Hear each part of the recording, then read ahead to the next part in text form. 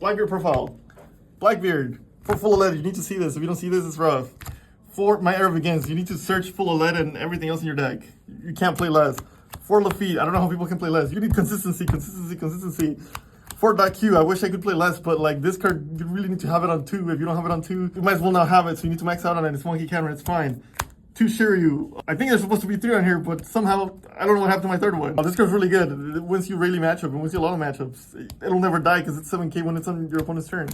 For Von Auger, this card's great. It sets everything up on range. You play 4 of it.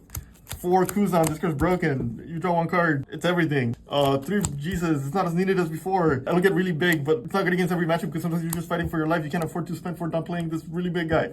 This is one of these is supposed to be the Shiryu that I lost, but this card's great. It just doesn't fit the curve. If you can play it, it's kind of custom because it's a blocker and it brings back Kuzan, and then Kuzan tributes itself and you draw another card and then you set up everything.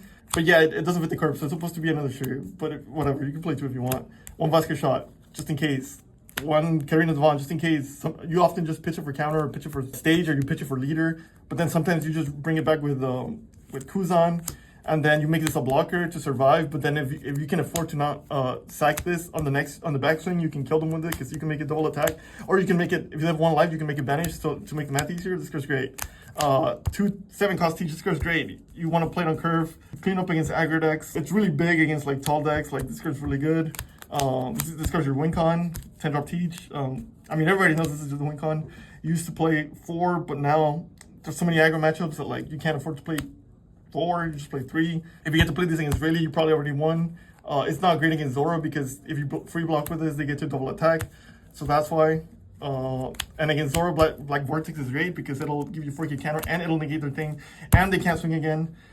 And it's searchable. You just pitch it against anything else. 2 Tempest Cake, this is good because when you early game, you can just cycle this to try to search stage. But otherwise, like late game, you get to -3 and win the game. And we have a bunch of 2Ks. And that's the deck. This deck is great. It's really good in the meta. It's might win Bandai Card Fest. It's really cheap. This deck altogether, this deck's like, I don't know, $20. It's just hard to play, but if you can master it, this is a great deck to build. Peace.